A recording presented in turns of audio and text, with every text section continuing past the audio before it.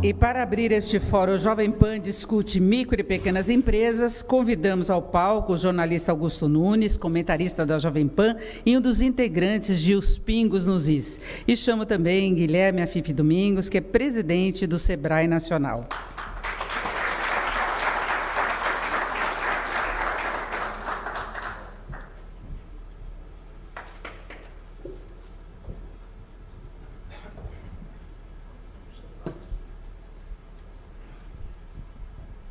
Guilherme Afife Domingos, é um prazer recebê-lo aqui, reencontrá-lo para mais uma conversa. Agradeço em nome da Jovem Pan a presença de todos aqui. Vamos tratar do nosso assunto. Você disse, declarou há pouco tempo que na última década as micro e pequenas empresas têm carregado o Brasil nas costas, o país nas costas. Queria que você explicasse, justificasse essa declaração. Muito obrigado. Obrigado, meu querido amigo Augusto. Prazer em revê-lo. Quero saudar toda a Jovem Pan, através do nosso querido amigo Marcelo Carvalho, cumprimentar essa grande equipe. De fato, quem carrega o Brasil nas costas, em termos de geração de emprego e de renda, é o pequeno. Só para se ter uma ideia dos números, nos últimos 10 anos, as grandes empresas desempregaram 1.400.000 pessoas, ou seja, fecharam 1.400.000 vagas. E a micro e a pequena empresa gerou 11 milhões de novas vagas. Então, você veja... Agora, é porque a média e a grande querem desempregar? Não. Ela tem o acesso ao crédito, tem acesso à tecnologia, e a tecnologia é altamente desempregadora hoje. Você veja uma indústria automobilística, por exemplo, ela quase que dobrou a produção, mas ela manteve o mesmo número de empregados, ou melhor, está trabalhando com metade dos empregados que tinha antes, exatamente pela adoção de tecnologia. Ela é intensiva em capital, ela tem acesso. O pequeno é intensivo de mão de obra e ele não tem acesso a capital. Esse é um grande problema aqui no Brasil. O capital está todo voltado a uma economia fortemente centralizada, que não chega o dinheiro na ponta. Agora, Afife, as micro e pequenas empresas representam mais de 98%, né, do total. Esse número é uma deformação, isso é bom, em outros países isso acontece, ou a distribuição entre pequenas, micro, pequenas, médias e grandes deveria ser mais equilibrada? Aí que está. Esse é o Brasil real. O Brasil real é esse composto por esse universo de micro e pequenas empresas, fortemente engordado pela adoção do MEI, microempreendedor individual. O MEI foi uma característica brasileira essa. É o maior programa de inclusão econômica do mundo. Você veja que atingimos 8 milhões de MEIs, microempresário individual, que significa 2,5 vezes quase a população do Uruguai. Ou seja, você tem um país aqui dentro que estava na informalidade. E ainda tem muita informalidade no país. E ela o informal, a gente vai dizer, ele é um fora da lei? Não, é a lei que é fora dele. Ou seja, nós fazemos uma legislação que não olha essa realidade de país. E hoje você tem o por conta própria, que é esta imensa multidão. Então, isso influi nos 98%, mas tem mais gente ainda para ser formalizada. E a tendência é crescer esse número, não a participação no total, mas o número de micro e pequenas empresas vai crescer em 2018, já está crescendo e vai crescer mais em 2019. A previsão em 2019 nós vamos ter mais de 1 milhão formalizados, né? Então, isso não para, esse é um processo. E aí você vai perguntar, mas é por vocação, é por oportunidade? Depende. nesta época, por necessidade. Até porque você tem 13 milhões de desempregados. E onde é que eles estão procurando se virar? No por conta própria. Uns já enxergaram o caminho que, por conta própria, dá até para ele ganhar mais do que ele ganhava antes. Aí ele se formaliza como MEI. Outros não, outros continuam na informalidade. Agora, qual é o papel desempenhado pelo SEBRAE que você preside nesse quadro de micro e pequenas empresas? Olha, esse é um imenso desafio nosso, porque você há de compreender que você fazer uma assistência presencial para 12 milhões de micro e pequenos empresários é um grande desafio. Como é que vocês conseguem? É o digital. Nós estamos entrando hoje fortemente no mundo digital para que você converse com o teu cliente através de um celular. Essa é a nova realidade. Aliás, nós estamos vivendo uma revolução digital. Veja agora a campanha, né?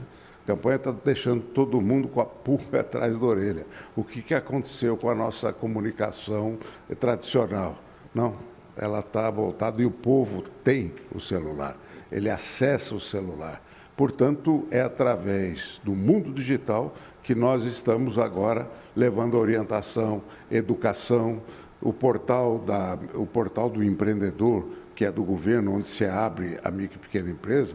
O SEBRAE está fazendo uma junção para quando ele já entra no portal para se formalizar, ele já linka imediatamente o app do SEBRAE para ele ter acesso a todos os produtos destinados à educação financeira, como fazer fluxo de caixa. Então, presencialmente não dá para fazer isso, mas pelo mundo digital pode.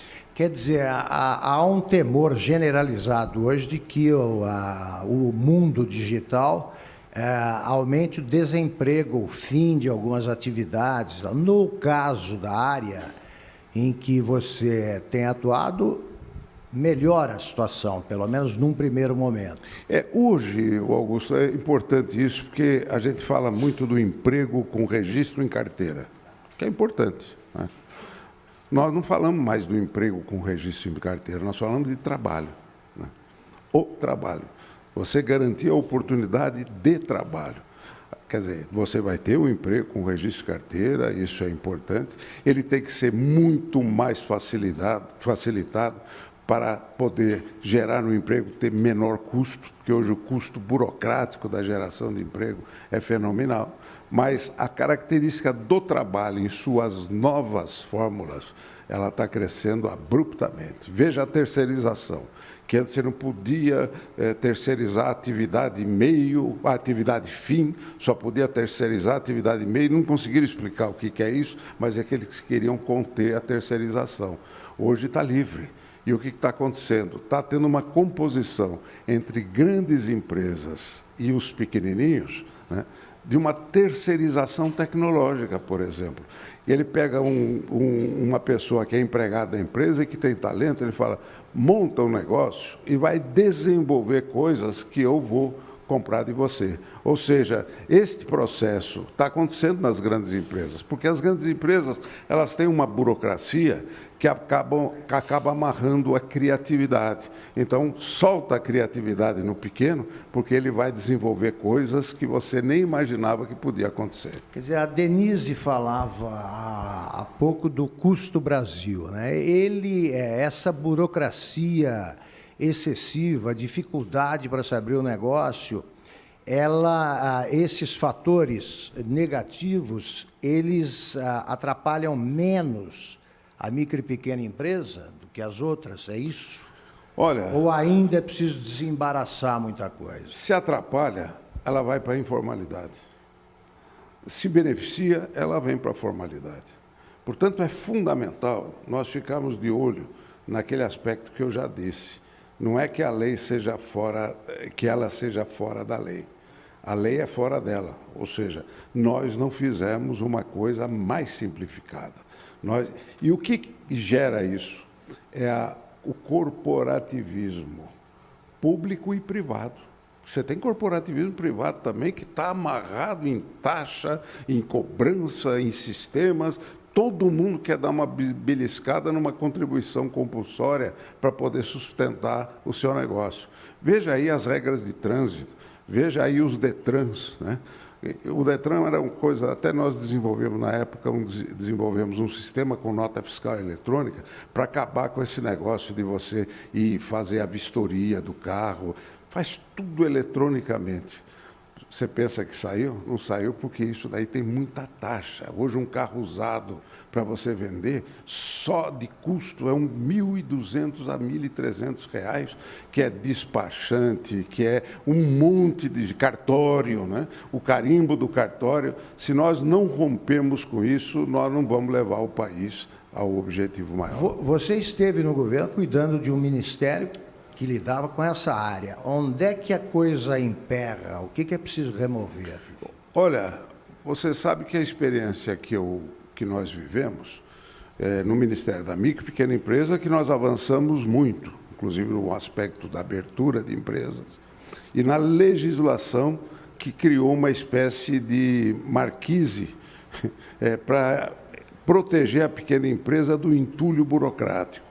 Por exemplo, hoje está dentro da legislação que se fizerem uma lei, norma ou regulamento que não dê o tratamento diferencial à micro e pequena empresa, aquela lei, norma ou regulamento não vale para a micro e pequena empresa. Está fazendo a turma ficar esperta na desburocratização. Uma outra coisa que nós fizemos foi aquele negócio da coleta digital, né? O TSE gastando 2,5 bilhões para fazer a coleta, o arquivo digital das pessoas. E o governo querendo fazer outro. Vamos fazer. Até eu falei, olha, o dedo do cidadão é um só para estar enfiando em tanto buraco. Por que nós não temos um sistema único? E foi assim que nós fizemos um acordo com o TSE, e hoje essa coleta digital já vai servir para o primeiro arquivo nacional de digitais para termos um documento único. Primeiro arquivo. De identificação, unívoca e inequívoca, que é exatamente é você, porque com isso já elimina muita burocracia. Isso está em pleno andamento, nós conseguimos fazer. Porque é difícil provar que a gente é a gente, né? Até que está vivo. Outro dia eu tive que ir no banco para provar que eu estou vivo, porque eles tinham me cortado a aposentadoria. Exatamente. Agora, Fife, você encaminhou um documento aos candidatos, né, apresentando as reivindicações da área. Quais foram as mais importantes? Quais são as mais importantes? O que não pode acontecer e o que precisa acontecer?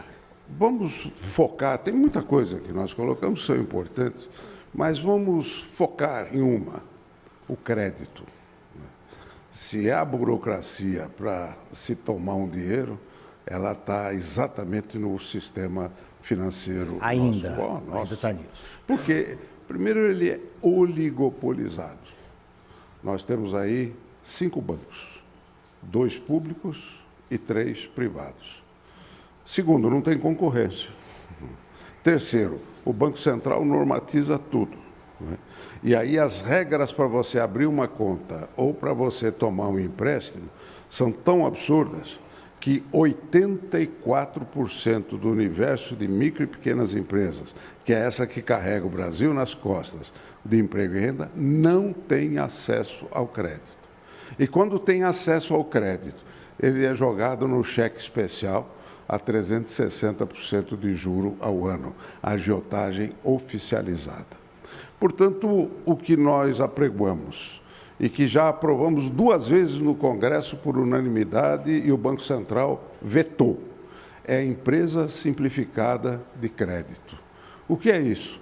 É o cidadão, na sua cidade, poder emprestar o seu dinheiro para atividade econômica, para um CNPJ local. Do Zezinho da padaria, da Dona Maria, que é doceira. Aí alguém vai falar, mas isso você está prestigiando o agiota? Não, eu estou combatendo o agiota. O agiota é o sistema oficial, são os 360% de juro ao ano. Então, a empresa simplificada de crédito é o cidadão aplicar o seu dinheiro, não é o dinheiro de terceiro, ele não pode captar, é usar o seu dinheiro para aplicar na sua cidade, no âmbito municipal. Esse processo é revolucionário? Ele é revolucionário, porque ele vai criar desintermediação financeira. Porque hoje, o que se obriga o cidadão que tem uma poupança, ele vai botar o dinheiro no banco, né? E o que o banco vai fazer? Vai distribuir esse dinheiro ou emprestar concentrado para alguns. Capta de todos e empresta para alguns. Aqui, o dinheiro que é próprio vai poder ele aplicar na atividade direta. Hoje ele está recebendo 6% ao ano. Se ele for aplicar a 12, 18, já é a metade do que o banco aplica hoje. Então, eu crio a concorrência. Esse é um dos pontos centrais só da nossa proposta. Só para ficar claro aí, o obstáculo aí. Porque aqui entre nós, por que o Banco Central veta? Porque é o seguinte, é mais fácil você controlar 5 do que 5 mil. Né? Nos Estados Unidos são 5 ou 6 mil bancos. Os Estados Unidos eles têm uma cultura local, do desenvolvimento local. Os Estados Unidos não gostam desse negócio de unificação nacional. Ele é um país que vive a partir, desde a sua fundação, é o princípio da economia local. Você tem bancos locais que captam e emprestam na localidade. Aqui nós tínhamos as nossas casas bancárias todas. Exatamente. Funcionava assim. Na minha infância, adolescência, eu tinha em Taquaritinga muitos bancos e cooperativas. Sim, que garantiam o crédito.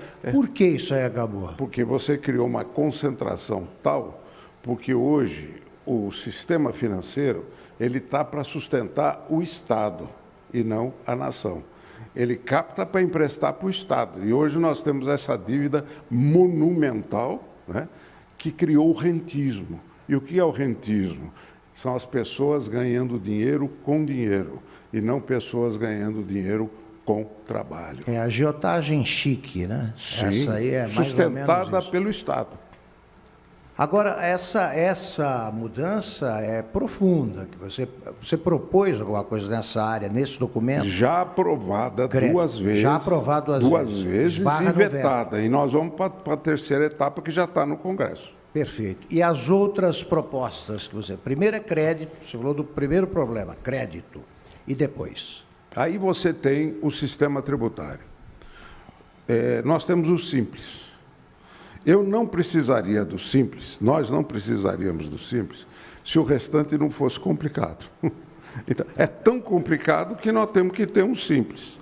Por que nós não fazemos um grande Simples? E o que é o Simples? O Simples não é isenção fiscal, não. Aliás, a pequena empresa hoje paga mais imposto que muita grande empresa aí, que aparentemente ela está taxada, mas ela tem tantos benefícios que acaba matando aquele imposto que ela deveria pagar. O pequeno não, ele pinga todo mês na boca do caixa. Só que concentraram 8 tributos num só recolhimento, para a União, para os estados e para os municípios. Então, a pequena empresa, no fim do mês, faz o cálculo, recolhe pelo faturamento um X%. Imediatamente, ele é redividido, o que é da União, o que é do Estado e o que é do município. Já vai creditado de forma direta. Isso você tem a simplificação da cobrança, a simplificação da própria fiscalização.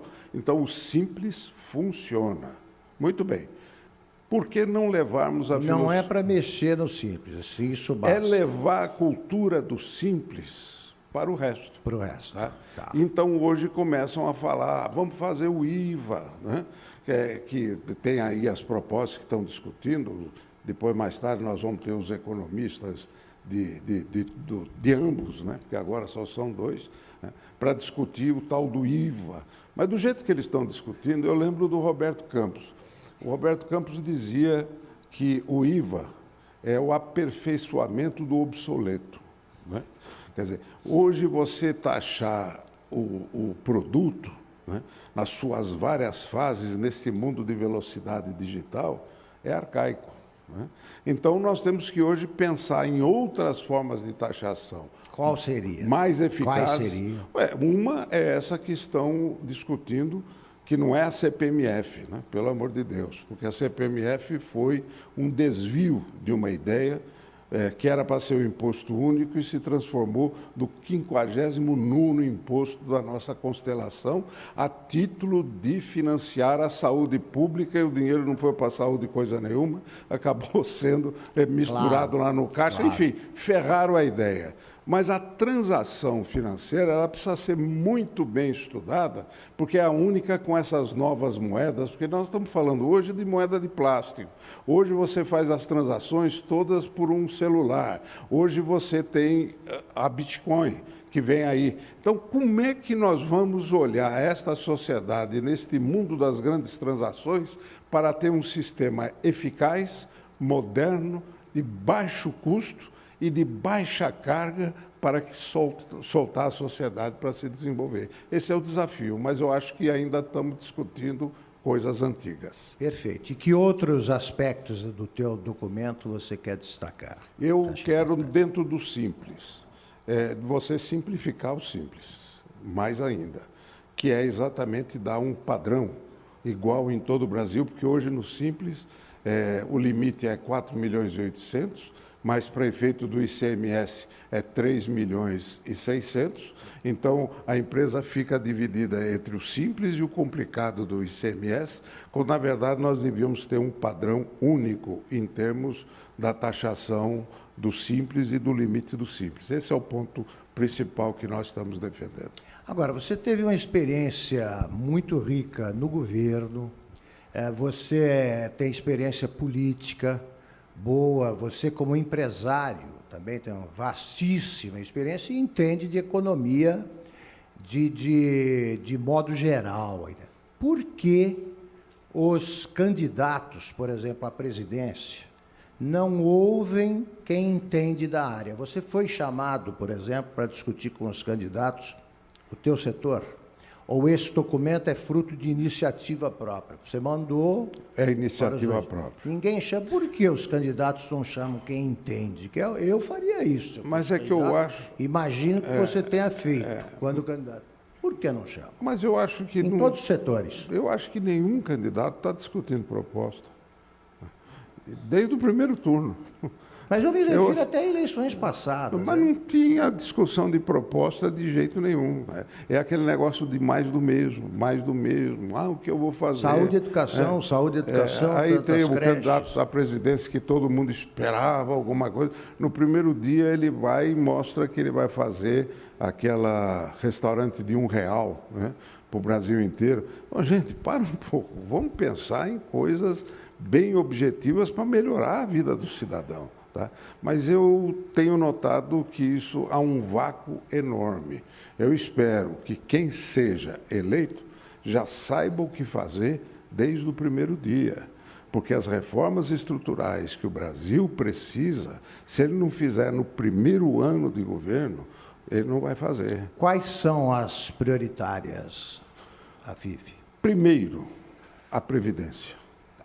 A Previdência é um problema muito sério, porque é uma questão de uma mudança estrutural dentro da sociedade. A gente vive muito mais, né? Vive muito mais, e vive com qualidade. Quero prestar homenagem ao meu amigo Newton Travesso, esse garoto, né? Mas... cada vez mais jovem. 80 e tantos anos trabalhando ativo, e hoje você começa a olhar um grande número, então você tem uma mudança estrutural na sociedade que tem que ser revisto. O segundo ponto é que no Brasil nós abolimos a monarquia, mas a corte ficou. Então você tem privilégios de corte, né, que não chega nem de perto comparado com o que tem a sociedade, né. Isso tem que ser equiparado, né? E o equiparado é que seja igual a todos. Só que você não pode fazer isso de uma hora para outra. Você tem que dar um tempo, você tem que dar uma perspectiva para que o próprio mundo olhe e fale: o Brasil está sendo responsável. Ele está enfrentando a dificuldade, mas está fazendo um programa que permita, né, num prazo de 10, 15, 20 anos, fazer a reversão desta injustiça e ter um equilíbrio de caixa. Na hora que o investidor lá de fora olha que você está mexendo, ele fala, está no caminho certo, eu vou apostar no Brasil. Investidor não é esse da Bolsa de Valores de hoje, porque isso é uma jogatina do cão. Eles sempre ganham, né? Sobe, desce, solta, dá notícia. Você viu o negócio do dólar? Foi a 4,20, 4,10, agora está 3,70. Ah, o cara falou isso, o dólar subiu. Isso é jogo. Eu estou falando do investidor de longo prazo. Estou falando daquele que sabe que essa é uma nação que precisa de infraestrutura para a agricultura, para a mineração, que nisso nós somos campeões, né? E que ele quer investir porque ele sabe que vai ter um retorno, mas ele não quer ficar à mercê dessa instabilidade política. Ele quer um horizonte, quer uma garantia de regras. É isso que precisa ser dado. E ele não acredita que os contratos serão cumpridos ainda, não tem motivo. Nós temos que dar esta garantia em termos de ter uma nação com regras estáveis. Então, eu digo para você, um conselho que eu poderia dar. Um governo que vem com transfusão de votos forte da URSS, tá? Ele tem 1 ano de prazo de validade para fazer... É no primeiro ano que tem que fazer 25-0 no placar, nesse primeiro ano. E terminar o jogo com 27-15. Porque dali para frente, depois do segundo ano, ele vai fazer mais 2 golzinhos só, mas vai tomar muito gol contra, porque tem muita reação corporativa. Mas isso que foi feito já é o suficiente. Então, eu falei primeiro, a Previdência. A segunda grande reforma é a reforma fiscal, ou seja, a reforma do sistema federativo. O sistema federativo no Brasil ele é centralizado. E nós temos que ter descentralização. Tudo que o município puder fazer menos melhor. Brasília. Tudo menos que o município puder fazer melhor, que o Estado e a União não façam. Tudo que o Estado puder fazer melhor, que nem o município e nem a União o façam. Tudo que a União puder fazer melhor, que nem o Estado e nem o município o façam. E tudo que o cidadão e a sociedade organizada fizerem melhor, que nenhum dos 3 faça e, por favor, não atrapalhe quem faça. Que é exatamente o papel. Então, esse é o conceito da reforma fiscal. Aí, aplicado a ela, vem a tributária. Como é que nós vamos recolher tributo para sustentar as funções de União? A carga tributária é exagerada no Brasil? Claro que é. Ela está totalmente... Vê o que o Trump fez lá nos Estados Unidos para poder voltar a ter imposto. Ele mandou baixar a carga tributária. Isso daí vai influir no mundo. Se nós também não formos para um sistema inteligente e ficar mantendo toda esta maçaroca burocrática de um Estado obeso, né? Porque o povo quer um Estado forte, ele não quer um Estado obeso, né? Que não tenha agilidade como não tem. Então, essa é a reforma. E a principal reforma de todas... O Estado americano é forte e não é obeso. Não, não é, porque ele é descentralizado, ele funciona através dos estados, das comunidades. E aí vem a grande reforma que eu prego há muito tempo, que é a reforma do sistema político eleitoral. Voto distrital, para ter uma representação vinculada à base, à sociedade, que tem que dar satisfação ao eleitor sob pena do recall. O que é o recall? Ele pode ser... Voto distrital puro. Eu gosto do puro, né? Agora, talvez, para negociar, nós temos que ir para o misto, mas a minha tese é o voto distrital puro. Em que país se aplica de maneira mais exemplar? Na Inglaterra? A Inglaterra, você tem um sistema, tanto é que o Churchill, né?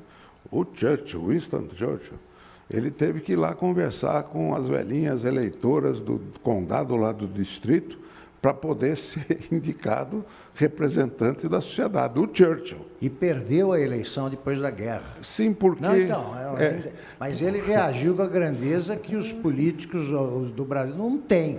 Ele, de modo geral, porque ele disse, não, os ingleses eles me achavam bom para a guerra. E para a paz, eles preferiram outro. Depois ele voltou. Não, mas a história é a seguinte, que a gente sempre conta, né? Quando você elimina uma função, ou de um polo que está brigando, um cai, o outro cai também. né? Então, foi o caso o dia que o Churchill matou Hitler, os ingleses mataram o Churchill. Mataram o Churchill. Não precisa mais, você já cumpriu a missão. Pô. Tá. Outros pontos da reforma política. Voto distrital? Você tem que trabalhar muito firme no conceito do voto distrital para que ele possa, então, representar o aspecto territorial. O Brasil, de cima para baixo, não deu certo. Nós vamos ter que construir um novo país de baixo para cima, a partir da realidade. Isso tem a ver muito com a micro e pequena empresa, porque você vai encontrar médias e grandes empresas, e olha, não sou contra a média e grande empresa, não, até porque o sonho do pequeno é ser médio e grande. Ninguém quer ficar pequeno, quer crescer, nós temos que incentivar. Então, por quê? Se você for contar médias e grandes empresas, se 300, 400 municípios tiverem médias e grandes empresas, é muito. O restante dos 5.000 municípios, todos são compostos de micro e pequenas empresas. Portanto, a política voltada a eles tem que ser territorial, tem que ter a visão territorial, a visão da importância. Nós estamos desenvolvendo no SEBRAE um projeto chamado LEADER, que é exatamente para organizar a sociedade local nas suas reivindicações. Porque tem um princípio que não existe governo ruim para povo organizado. É mais fácil você organizar a população a partir do seu território, porque a soma da organização dos territórios forma uma grande organização nacional. Organização nacional, de cima para baixo, só vai beneficiar quem vive em torno da corte. Agora, Guilherme, você expõe essas mudanças, a necessidade dessas mudanças, e fica evidente, mais uma vez, que elas são necessárias. Ou se faz a reforma, ou se faz a reforma. Não temos uma opção. Por que elas são consideradas, entre aspas, aí, pelos políticos, impopulares? Elas são? Não. É que quem tem o privilégio está organizado. E quem paga pelo privilégio não está. Então, o que acontece? E está concentrado lá. Você vai fazer uma coisa que é de benefício da população, mas vai acabar enfrentando corporações públicas ou privadas. Elas têm capacidade de mobilização e acabam mobilizando a massa através do seu interesse. E já que agora as fake news estão em moda, né? Você tem muita fake news jogada exatamente para poder enganar o povo, né? Que está pagando pelo privilégio, né? Está pagando pelo privilégio e não sabe, e pensa que vai ser prejudicado, porque o discurso leva a isso. Então, nós temos que romper a barreira e talvez as redes sociais nos ajudem muito nesta batalha. As fake news são as mentiras de sempre, chegando com mais velocidade, né? Não é uma novidade que nós temos aí. A novidade é então, eu acho que trânsito veloz. Vai ficar mais difícil, Augusto, a manipulação. Né? A manipulação vai ficar mais difícil. Aliás, nós temos tanta coisa a aprender nesta eleição. É impressionante a revolução. Cita algumas lições aí. Primeiro é o problema da quebra do conceito do monopólio da força da televisão no processo eleitoral. Então, isso, eu fui lá, eu dizia, porque eu sou voto vencido dentro da minha estrutura política, eu falo, gente, não vai ser por aí. Não, nós temos que concentrar num candidato de centro, porque nós vamos fazer uma grande aliança para ter quase 50% do tempo de televisão, porque é o tempo de televisão que resolve o problema. Raciocínio antigo. Aí eu falava, gente, o candidato que for beneficiado com esse tempo de televisão vai ter que gastar 90% do tempo explicando a aliança que ele fez para poder ter o tempo. Porque, pô, então isso daí foi tão óbvio, que era a mesma coisa que jogar a batalha naval só com couraçado. Você não tem um porta-avião, sabe?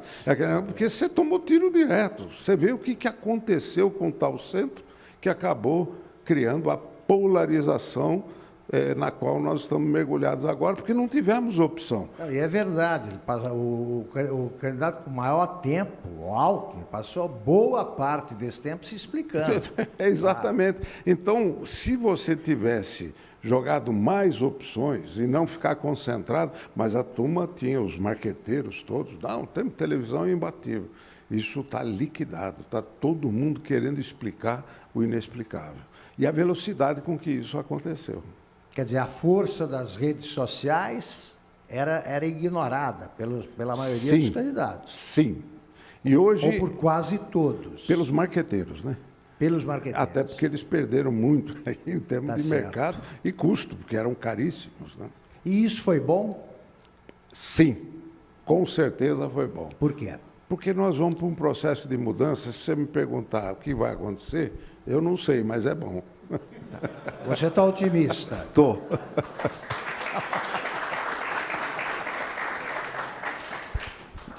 Guilherme, eu estava me preparando para conversar com um especialista e eu tive atenção chamada para as micro e pequenas empresas rurais. Qual é o peso delas? Por que está acontecendo? Por que ocorre esse crescimento e qual é a tendência observada aí nesse setor, dentro de um setor, né? Se você almoça e janta todo dia, está lá o micro e pequenos segmentos. Vem desses pequenos Absolutamente produtores? Sim. E veja, porque a nossa Ele não vem do grande agronegócio? A agroindústria, ela trabalha em produção em massa. E a pequena empresa é a produção das massas. Muita gente produzindo, e é esse pequeno proprietário rural, que hoje, inclusive, na Europa, por exemplo, toda a qualidade gourmet, né, dos queijos produzidos são de pequeníssimas propriedades, né, que é exatamente aquele que hoje faz da qualidade a sua arma de produção. É impressionante o que está acontecendo nesse interior. Era um fenômeno recente, esse ou não? Não é não. É não, que a turma esquece. Eu dou o exemplo da minha cidade. Agora você tem lá muita laranja. gente... Taquaritinga era laranja. Isso, e agora tem muita gente, pequenas empresas, micro, fazendo comida, vendendo e tem que massas.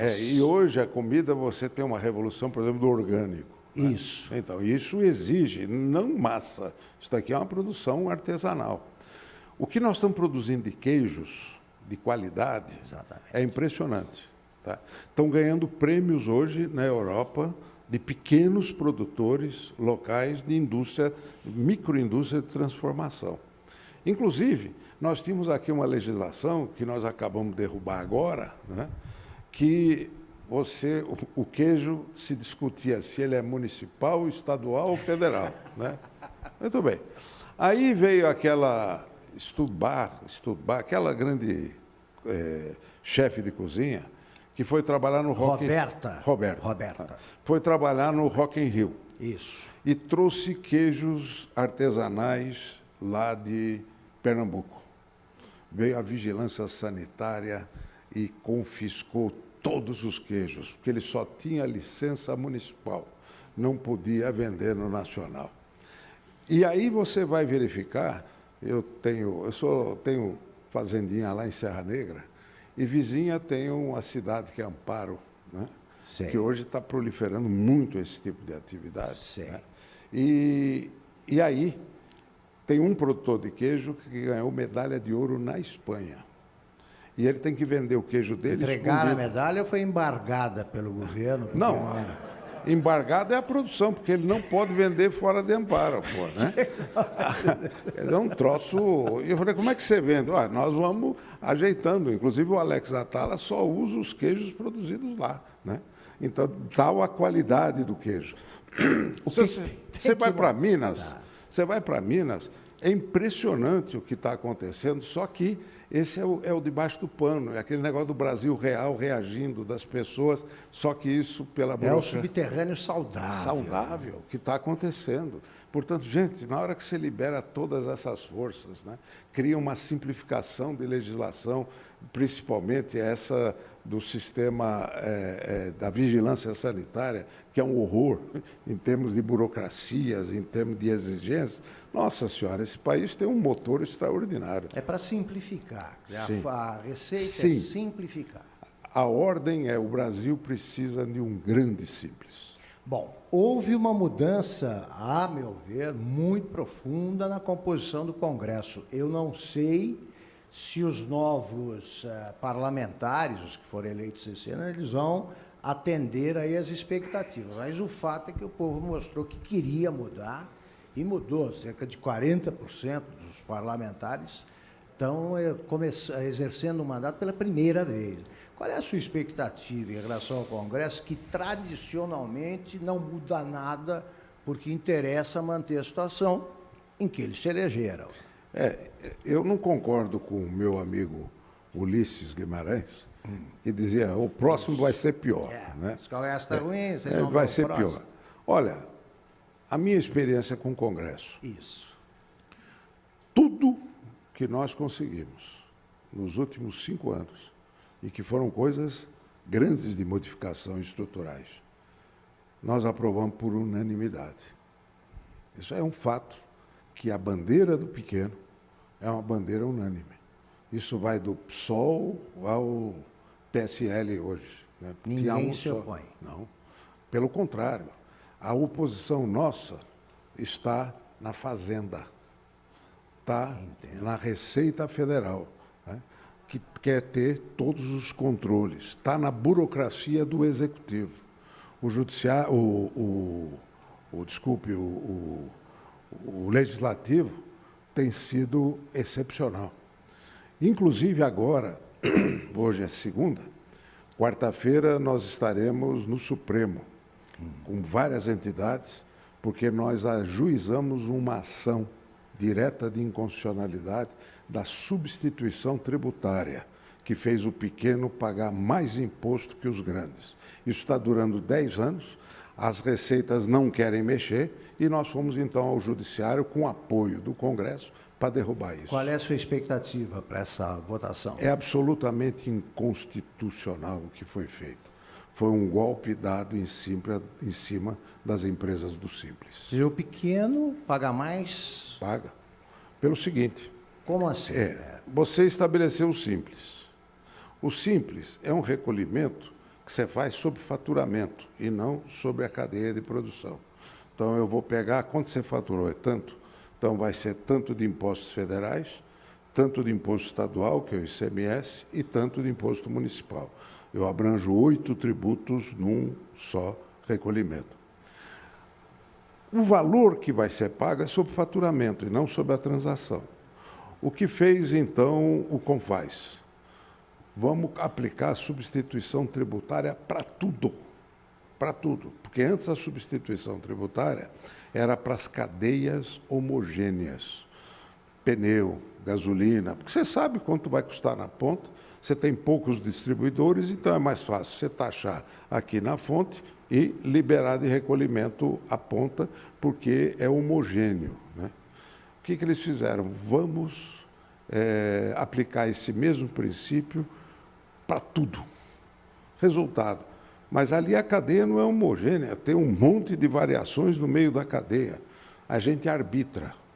E o que aconteceu? As margens arbitradas se tornaram margens arbitrárias, fazendo com que este cálculo em cima do pequeno seja muitas vezes o dobro daquilo que o grande recebe. E o pior, que quando ele recolheu o simples, ele tem que recolher também a substituição por antecipação. Então, taxou muito mais fortemente o pequeno. E aí que nós vamos para a justiça para derrubar isso. Tomara que caia essa barreira aí também, mais uma, né? Se Deus quiser. É importante a existência de um Ministério da Micro e Pequena Empresa? Olha, tem que estar ligado à Presidência da República.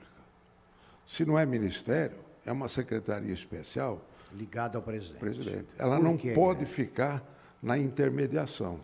Se ela ficar, por exemplo, como está hoje no BIDIC, jogada no porão. E o MIDIC jogado no porão da Fazenda, porque quem manda hoje é a Fazenda, tá certo? É o que centraliza, por causa da falta de caixa, é tudo centralizado lá. Então, e o MIDIC, ele trabalha muito mais em função das políticas das grandes empresas, principalmente da indústria, né? Com as suas razões, mas ignora totalmente a estrutura dos pequenos. Ela é jogada lá. Ela, perto da presidência da República, ela tem uma questão de força política para ser determinada. Eu defendo esta tese. Aliás, essa tese está no teu documento ou não? Não. Esta tese não, exatamente porque ela depende de mudança de estrutura de governo, cada um vai fazer. Eu estou falando a consequência de uma política, o que eu preciso. Agora, para fazer, você precisa ter alguém com força política e desejo político de fazer.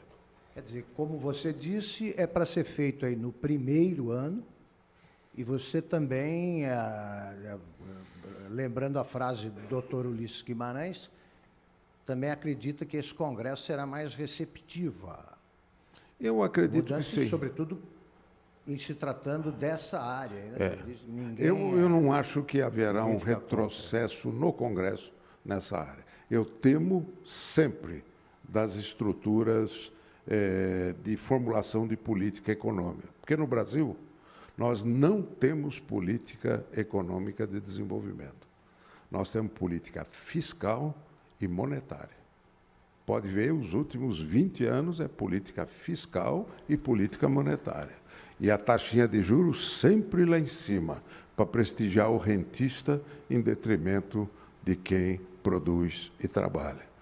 Portanto, nós temos que ter uma cultura voltada ao desenvolvimento e que olhe o Brasil real e não o Brasil das bolsas ou do mercado financeiro. Mercado. Guilherme, nós estamos nos minutos finais aqui, 3 minutos, você vai ter, vou ser mais generoso que em debates entre candidatos à presidência. Você tem 3 minutos para dizer o que não foi dito aqui nesta conversa, em que eu aprendi muito. Olha, Augusto, eu acredito que, como eu disse, nós estamos vivendo um momento muito importante. É um momento que a gente tem uma expectativa de grandes transformações. O que está acontecendo, independente do resultado, já trouxe lições extraordinárias, principalmente ao meio político, né? Sob a forma antiga de pensar, a velha política. A velha política foi marcada a ferro, com um desejo popular extraordinário. Vem com força do povo, ninguém pode arguir que isto não é democracia. Né? Agora, nós temos que olhar o day after, o depois. Né? O que vai acontecer? Será que nós vamos conseguir, e eu espero que sim, transformar em ações aquilo que o povo desejou de mudança? Veja que, neste momento, nós estamos vivendo 2013. 2013, eu acredito que tenha sido o melhor momento da manifestação popular. Foi espontâneo, não tinha manipulação política. Pelo contrário, os políticos que tentaram entrar tomaram pancada. Né? E qual foi o denominador? Porque lá parecia muito difuso. Lá parecia que você estava falando de passagem de ônibus. Não, era contra tudo. E aí, qual foi o denominador comum? Vocês não nos representam. Ali aconteceu o divórcio entre nação e Estado. O Estado que está lá não é representativo de nação. E você tem uma nação que pede passagem. Pede passagem ao Estado. Sai da frente. Nós queremos um Estado que se volte para as nossas necessidades básicas e que permita ao cidadão poder evoluir, que tenha uma política social forte. E o que é política social? Política social que não gera emprego e renda não é política social. Portanto, é a política de desenvolvimento econômico. Portanto, 2013 foi o grande alicerce. O resto depois foi o impeachment, aí tinha manipulação política, mas veio a eleição e aquele movimento está intacto naquilo que ele falou. O resultado você vê nas urnas. E esse resultado agora cabe a nós, como sociedade, balizarmos para que nós possamos fazer a grande transformação. Ainda fiquei com 26 segundos, mas... Termina aqui a entrevista com o presidente do SEBRAE, Guilherme Afife Domingos. Muito obrigado, Guilherme. Obrigado, Augusto.